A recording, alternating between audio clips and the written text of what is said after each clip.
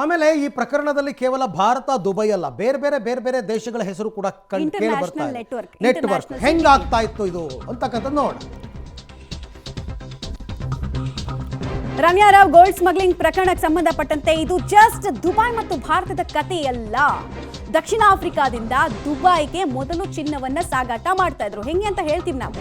ಅನಂತರ ಜೆನೆವಾಗೆ ಸಾಗಿಸುವ ನೆಪದಲ್ಲಿ ಭಾರತಕ್ಕೆ ಚಿನ್ನವನ್ನ ತರಲಾಗ್ತಾ ಇತ್ತು.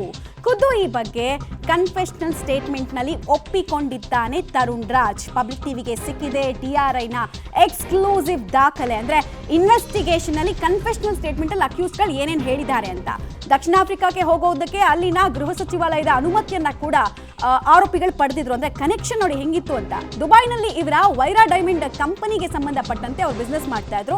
ಭಾರತಕ್ಕೆ ತರುಣ್ ಅಮೆರಿಕ ಪಾಸ್ಪೋರ್ಟ್ ಮತ್ತು ರನ್ಯಾ ಪ್ರೋಟೋಕಾಲ್ ಅನ್ನ ಯೂಸ್ ಮಾಡಿ ಚಿನ್ನ ಸಾಗಾಟವನ್ನ ಮಾಡ್ತಾ ಇದ್ರು. ಕಳ್ಳ ಮಾರ್ಗದಲ್ಲಿ ತಮಗಿರುವಂತಹ ಇನ್ಫ್ಲೂಯೆನ್ಸ್ ಅಂದ್ರೆ ಅಧಿಕಾರದ ದುರ್ಬಳಕೆಯನ್ನ ಹಂತ ಹಂತದಲ್ಲಿ ಕೂಡ ಮಾಡ್ತಾ ಇದ್ರು. ಡೀಟೇಲ್ಸ್ ಕೊಡ್ತಾರೆ ಮುರಳಿ. ಅಧಿಕಾರದ ದುರ್ಬಳಕೆ ಹಂತ ಹಂತದಲ್ಲೂ ಕೂಡ ಇಬ್ಬರ ಕಡೆಯಿಂದ VVIP ಪ್ರೋಟೋಕಾಲ್ ಅಡ್ವಾಂಟೇಜ್ ಎಲ್ಲವೂ ಕೂಡ ಆಗಿರೋದು ಸ್ಪಷ್ಟವಾಗ್ತಾ ಇದೆ.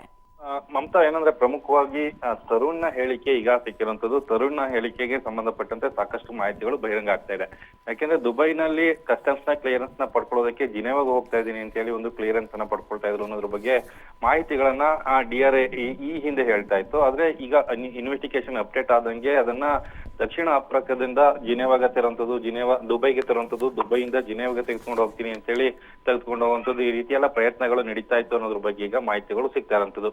ಸದ್ಯಕ್ಕೆ ಈ ಪ್ರಕರಣಕ್ಕೆ ಸಂಬಂಧಪಟ್ಟಂತೆ ತರುಣ್ ಹೇಳಿಕೆಯನ್ನು ಆಧರಿಸಿ ಒಂದಷ್ಟು ಸಿಂಡಿಕೇಟ್, ಇವ್ರನ್ನ ಜೊತೆಯಲ್ಲಿ ಕೈ ಜೋಡಿಸಿದಂತ ಸಿಂಡಿಕೇಟ್ಗಳೇ ಆಗಿದ್ರು, ಅವ್ರನ್ನೆಲ್ಲರನ್ನು ಕೂಡ ವಶಕ್ಕೆ ತೆಗೆದುಕೊಳ್ಳುವಂಥದ್ದು, ಬಂಧನಕ್ಕೆ ಒಳಪಡಿಸುವಂತ ಕೆಲಸಗಳಾಗ್ತಾ ಇದೆ.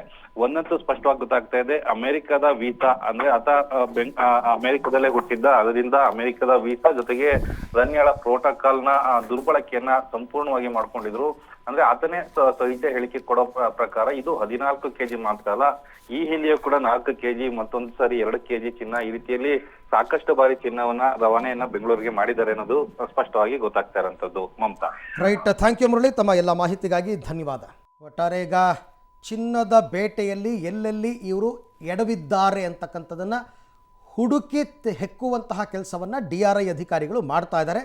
ಅದರಲ್ಲಿ ಒಂದಷ್ಟು ಯಶಸ್ಸನ್ನು ಕೂಡ ಸಾಧಿಸಿದ್ದಾರೆ. ಇದು ಕೇವಲ ತನಿಖೆಯ ಆರಂಭಿಕ ಮಾಹಿತಿಗಳನ್ನು ಕೋರ್ಟ್ಗೆ ಸಲ್ಲಿಸಿರ್ತಕ್ಕಂಥದ್ದು. ಫೈನಲಿ ಚಾರ್ಜ್ ಶೀಟ್ ಹಾಕಬೇಕಾದ್ರೆ ಯಾವ ರೀತಿ ಏನೆಲ್ಲ ಮಾಹಿತಿ ಹಾಕ್ತಾರೆ, ಏನೇನು ಸಾಕ್ಷ್ಯಗಳನ್ನ ಕಲೆ ಹಾಕ್ತಾರೆ ನೋಡೋಣ.